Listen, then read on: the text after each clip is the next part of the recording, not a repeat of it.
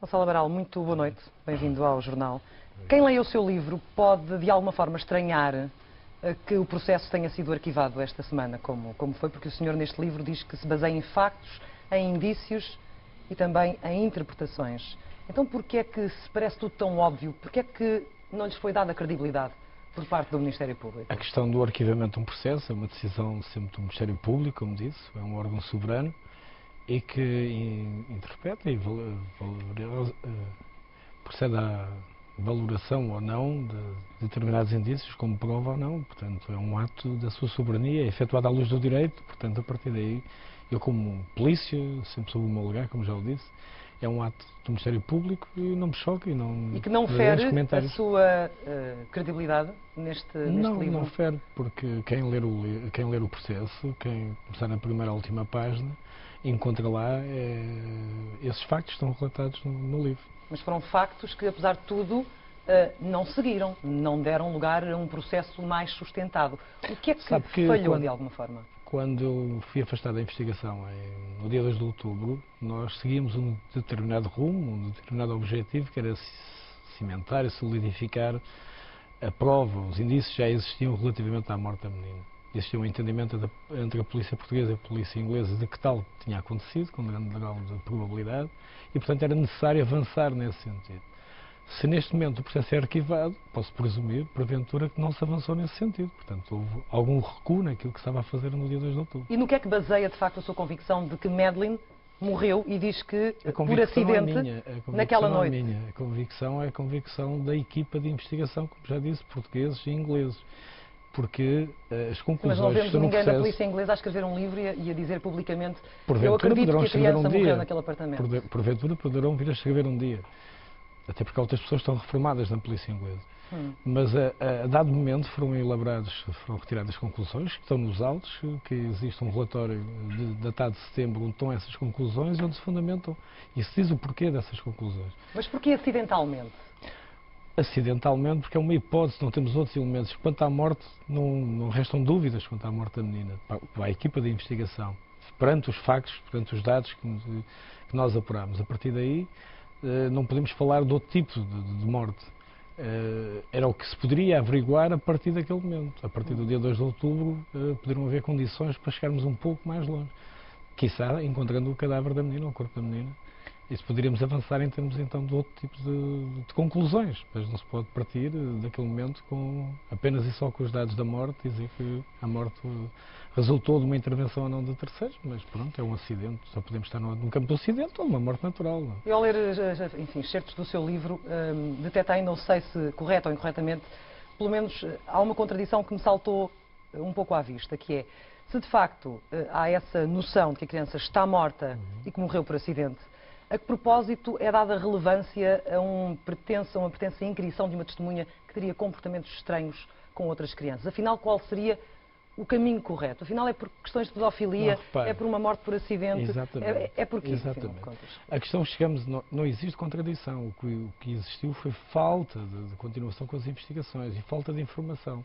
Mas na altura achava relevante ser inquirida essa testemunha. Continua a ser relevante. Continua a ser relevante essas testemunhas. Continua a ser relevante. Agora, a questão entre o acidente ou não o acidente, o que temos é o acidente. Por esse lado, poderemos ou não chegar um pouco mais longe. Se existe alguma relação entre essa pessoa e os factos. De facto, essa pessoa que está-se a referir é a última pessoa fora do casal a ver as crianças, a ver a Madeleine viva, é a pessoa que é reconhecida no dia seguinte quando uma assistente social, uma pessoa que trabalha na Segurança Social inglesa, quer intervir, quer ajudar os pais e lhe está a dar uma série de conselhos até para não falarem à imprensa, para terem cuidado que põe em risco a vida da menina, e que é afastada por esse senhor. E esse senhor é reconhecido por essa assistente social com 20 e tal anos de serviço, no serviço com crianças em risco em Inglaterra, em que diz que o conhece de alguma parte. Não sabe se como testemunha, se como qualquer outro ato, ter participado de outra forma em algum processo que lhe passou pelas mãos. Mas se há algum tipo de relação entre esse homem, salvo erro, David Payne, e a morte de Madeleine, a tese do acidente cai por terra, Gonçalo Amaral. Pode não cair por terra, podemos ainda estar no campo do acidente e existir essa relação. Podem existir mais do que uma coisa neste tipo de casos. Neste tipo de desaparecimentos podem existir outros tipos de crime. para além daquilo da morte, exemplo ou prático possa haver para uma morte percebermos. intencional, pode haver outro tipo de crime. Há situações em que existem abusos, não parece ser aqui o caso. Mas essa situação tem que ser esclarecida, nunca se pode arquivar um processo sem esclarecer essa situação. E repare que, quando nós começámos no seio da investigação a ter notícias de que existia algo parecido, algo que se tinha passado 2 anos antes, numas férias que diziam até que era na Grécia, e com outra personagem, foi logo em maio. Esse testemunho foi prestado à polícia inglesa no dia 16 de maio. Chegou à polícia portuguesa já no final de outubro, e parece que chegou de uma forma que... E o casal McCann tinha conhecimento dessas circunstâncias, enfim, da vida desse homem? Mas eu não sei, há declarações, há um depoimento de um casal de médicos também, que se dizem amigos, antigos amigos, pessoas já antigas, das relações do casal McCann, em que dizem que isso aconteceu em duas circunstâncias. Portanto, um determinado ato que as pessoas levantaram suspeitas e que se queixaram à polícia. No fundo, aquele depoimento até é uma queixa à polícia inglesa. O que se pergunta também é porque é que a polícia inglesa reteve tanto tempo essa informação e porque, porventura, não terá aberto um inquérito. Já iremos falar um pouco mais sobre a polícia inglesa, até a própria relação com a polícia portuguesa. Há um dado que também considero muito importante neste livro e que diz ter, enfim, pena de não ter sido desenvolvido, tem a ver com o tal casal irlandês. Acha que, de alguma forma, isso poderia, em Portugal, por exemplo, fazer prova em tribunal? O facto de se reconhecer alguém pelo andar, uma pessoa que eventualmente anda de forma igual a tantas outras pessoas? Em termos da prova, não pode pensar na prova, num caso destes, como algo único. Portanto, só este elemento isolado. Portanto, aqui pode haver uma questão de informação, um indício. E isto tem que ser tudo interligado. Não se pode pensar, dizer, isto só são 80%, mas a pessoa só vê desta forma de andar, portanto isto não tem valor. Portanto, a valoração da prova, até o princípio da liberdade, de valoração dessa prova por parte do juiz de julgamento, portanto, de determinados limites. Mas portanto, não lhe foi dada o que a polícia tem que credibilidade fazer... pela Judiciária nem pelo próprio Ministério Público. Olha, pelo menos desculpe, no relatório da Judiciária nem sequer é referido. Como é que se pode dar credibilidade quando se deixa uma testemunha durante 4 meses sozinha, quase sozinha, sob debaixo de pressão de uma série de pessoas, que, pelo menos que se veio a constar cá em Portugal com pressões? A pessoa foi contratada, essas testemunhas foram contratadas por pessoas que foram, de alguma forma, abordá-los, não sabemos muito bem como, isso não está esclarecido, e deveria também ser esclarecido. E é verdade ou não que, enfim, uma das informações que circulou é de que esta pista, de facto, foi seguida pela polícia portuguesa, mas que foi negligenciada? Ou abandonada, a pista do casal irlandês. A própria polícia na altura deixou cair essa pista. A quem ficou.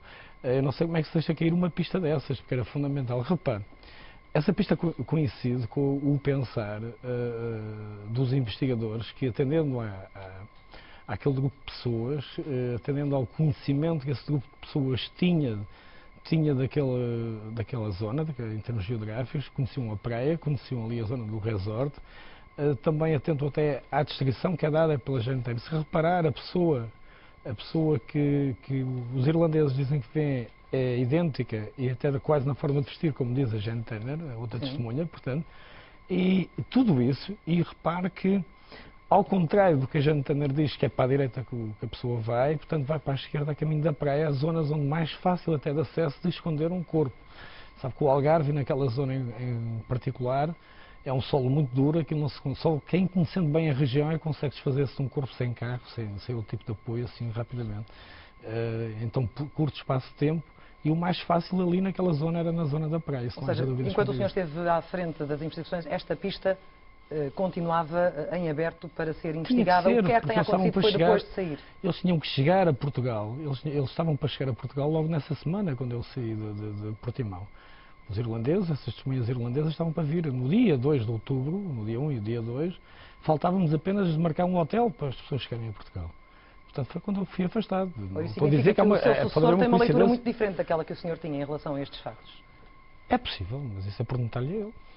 Ele nunca o contactou para falar sobre... Não, tivemos um jantar logo a seguir, quando chegou a Portimão, e pouco mais sobre o assunto, nunca mais falámos. E qual foi enfim, a impressão com que ficou na altura? Que a Judiciária iria deixar cair rapidamente todo este processo de investigação? A impressão de que a Judiciária iria deixar cair não tem nada a ver com o meu sucessor. Anterior a isso, já nós tínhamos pensado, eu e outros colegas, que o processo ia ser arquivado. Ainda antes de haver substituto da minha pessoa. Ou seja, já iremos também falar dessas expressões que